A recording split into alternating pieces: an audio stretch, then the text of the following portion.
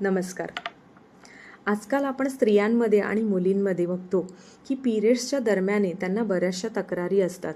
पोट दुखणं, क्रॅम्प्स येणं, खूप थकवा जाणवणं किंवा चेहरा पांढरा पडणं, ब्लड फ्लो हा प्रॉपर नसणं, पिरियड्स मागे पुढे होणं, अशा बऱ्याचशा गोष्टी आपल्याला आढळून येतात.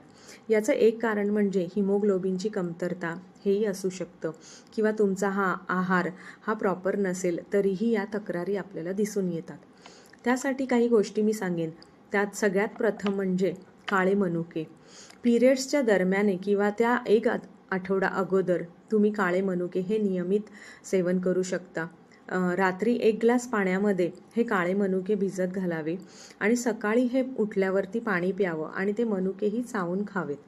त्यानंतर दुसरी गोष्ट मी सांगेन ती म्हणजे पालक. पालक हा पिरियड्सच्या दरम्यान नियमित आहारात असावा किंवा पालकाचं सूप तुम्ही नियमित घेऊ शकता. त्यानंतरची तिसरी गोष्ट म्हणजे बीट आणि गाजर याचं सेवन. हे तुम्ही सलाडमध्ये खाऊ शकता किंवा या दोघांचं मिक्स ज्यूस तुम्ही घेऊ शकता किंवा मुलींना देऊ शकता. त्यानंतरची गोष्ट मी सांगेन ते मध्ये आवळा. रोज सकाळी उठल्यावर तुम्ही एक आवळा खाऊ शकता किंवा आवळ्याचा ज्यूस पिऊ शकता. आणि सगळ्यात शेवटची गोष्ट म्हणजे जर तुम्ही हिमोग्लोबिनसाठी आयर्नचे सप्लिमेंट्स घेत असाल तर त्या दरम्यान कॉफी आणि चहाचं सेवन करू नये. जर कॉफी आणि चहाचं जर आपण सेवन केलं तर आयर्न हे आपल्या शरीरात त्याचं ॲब्झॉर्प्शन होत नाही.